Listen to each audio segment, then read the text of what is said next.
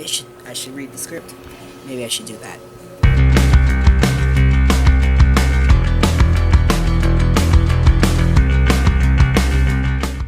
Hey guys, gals, and non-binary pals. Welcome to the first in a series of reviews on books, podcast, films, and various sundry topics. I've been wanting to do this for a long time, and I finally have the chance to do it, so I'm going to sit down and do it. So, anything that I review, it could be anything from a book to a movie to a podcast to kind of food to whatever. So, you'll have to forgive me. I'm still kind of working out how to look at the camera. So, also I'm trying out a new camera. Well, okay, new to the channel camera. This is my Sony camera. And it has a nice little screen so it can flip so I can actually see what I'm doing and talking to you guys. So, I'm excited about that. So, how I'm going to do this is it's going to be a scale of 1 to 10, with 1 being the worst and 10 being the best. And there's going to be 0.5 points given if still iffy on, whether I really, really liked it or I really didn't like it. So, hang on just a sec.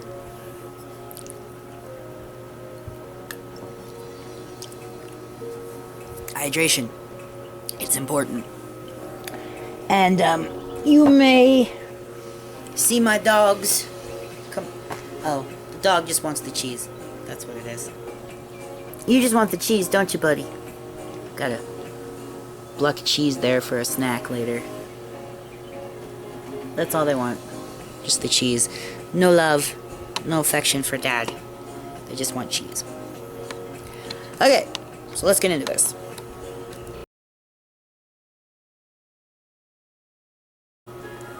So the name of this book is The Complete Leatherboy Handbook. It was written by boy Vincent L. Andrews in 2012. And it came, everyone highly recommended that I read this book.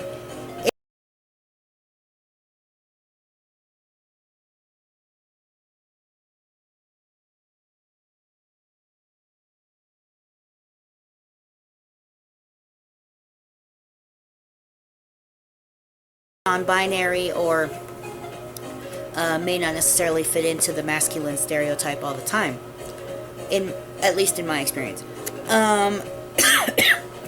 So this book was written in 2012, so it's a little bit old, and again, it did come at a highly recommended.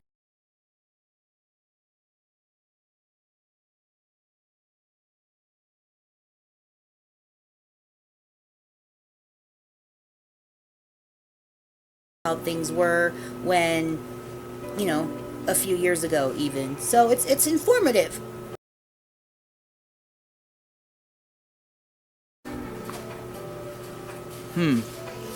That's a loaded question. The book itself is very informative. Like I said, it talks a lot about some of the early leather history and some of the terms and traditions that we have been seeing have come from. And for those of you who don't know, I'll do a longer video about the history of BDSM and kind of explain a little bit more about it, at least from my understanding.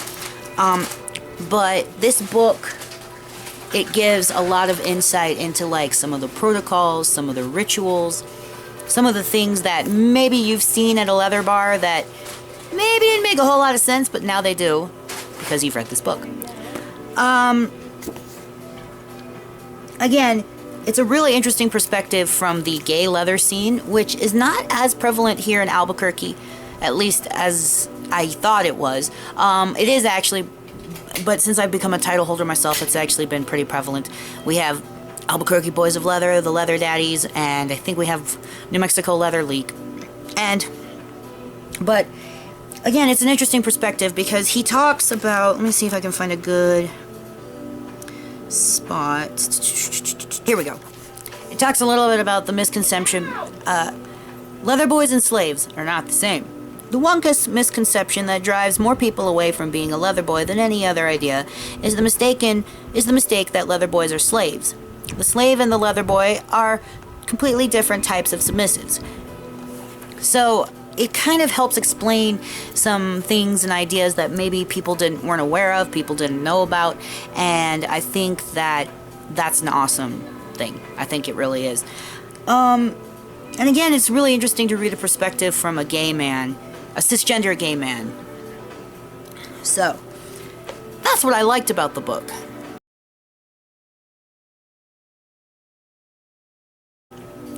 So what did I not like about this book? First of all, it's very homocentric. In the book, he makes a distinction between what's called the pan or queer leather scene, and the gay leather scene, and the hetero leather scene. And I guess it's just because of where I grew up in the leather community. There was never that distinction, at least that I knew of. It was probably because we were all because the community in Las Cruces was incredibly small, so we didn't really need those distinctions or pay attention to those distinctions. And then when I moved to Albuquerque, or started going to events in Albuquerque, and then when I moved here, I've never noticed a difference between any sort of gay, queer, pan, straight scene, whatever. And he talks about how leather boys shouldn't exist in the gay, outside the gay leather scene, and I'm uncomfortable with that. I have always identified as a boy. Even when I was genderqueer, I have identified with the term as BOI, and I think that that's just making a generalization that isn't very true about the leather community anymore. Now, granted, this book was written in 2012. And we're now in 2019. So it's very possible that a lot of these ideas that he talks about in here are not the same anymore. But it just kind of made the book hard to get through, because I felt sort of like it was targeting a community that I'm part of. And it was weird. It had a lot of outdated concepts, in my opinion. And I guess that for the old guard, training and stuff, like, these concepts would make sense, but I didn't understand a few of them, like not wearing underwear. I'm sorry, but I don't go commando for a reason. Now, I'm not saying anybody who doesn't have a valid reason for doing it, but I just can't. Not even when I'm wearing a kilt. And it doesn't even have anything to do with dysphoria necessarily. It's just, it doesn't feel right to me. It's uncomfortable, it's awkward, and sometimes you can make a mess. What can I say? Also, another thing is that it felt like he was saying a lot of things about how these things are, and there shouldn't be changes. The leather community shouldn't grow and evolve and change, and that might just be me misreading it on my part. I mean, because if you look towards the back, he talks about, he wrote a keynote speech about, things like this. Let's see. I don't know. At any rate, he does later on, though, point out in the book that things do need to change and things should change, and hopefully by the time that you read this book, issues will have changed. And I'd like to hope that some of them have. I'm not 100% sure. I can't comment on anything that's been going on in the leather community at large, because I don't feel like I'm involved enough in it to understand some of it. But, I agree that things are changing, and, he mentions that he wants things to change in here. He wants to see the leather community grow and change and evolve. And I think it is, and I think that while that's not something that I liked necessarily when he was like, these are these traditions, he also said, make your own traditions. So, I didn't like the fact that it was a little contradictory, but I did like the message behind what he was trying to say. My final thoughts on the book itself. Well, I still think it's a great read. I do recommend that if you are interested in learning a bit more about the lifestyle as a whole, maybe about some ideas that you've heard about since you were younger, maybe things that you don't entirely understand but you want to know, I definitely think it's worth reading. I, for one, definitely recommend reading it. he has written, and the thing is that this was written when he was a boy. Now he has quote-unquote transitioned from a boy to a top, or to a daddy, master, sir, whatever you want to use. And that was an older tradition that I wasn't aware of. I knew about it, but I didn't realize it was a thing, and I thought that was kind of neat. And I have been really, he wrote a book called the BDSM Leather Handbook, and I'm going to pick that up and read it, and I'm excited to do that. But all in all, I really think that this is a great book. I got my copy on Amazon. I think you can also get it from his website, which is vincentandrews.com, I think. And let's see what else. Oh, it even has a section for notes. How cool is that? I just looked. But you can definitely pick it up on his website. I found it on Amazon. And if you're lucky, maybe you'll actually get a copy handed down to you. You never know. But yeah, so as far as the rating system goes, I'm going to give this book a 7.5 out of 10. It is a really good book for learning things. Do I think it's a handbook that should be read to the letter? No.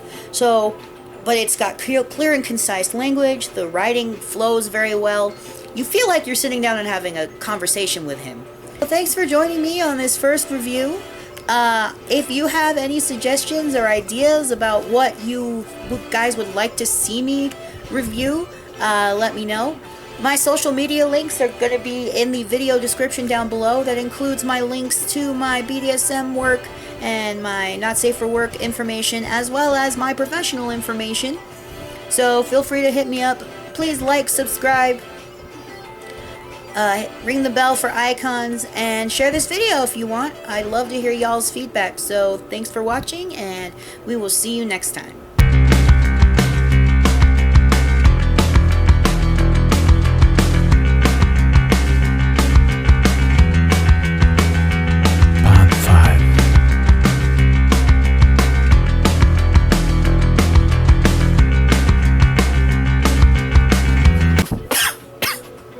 Oh, that take didn't work.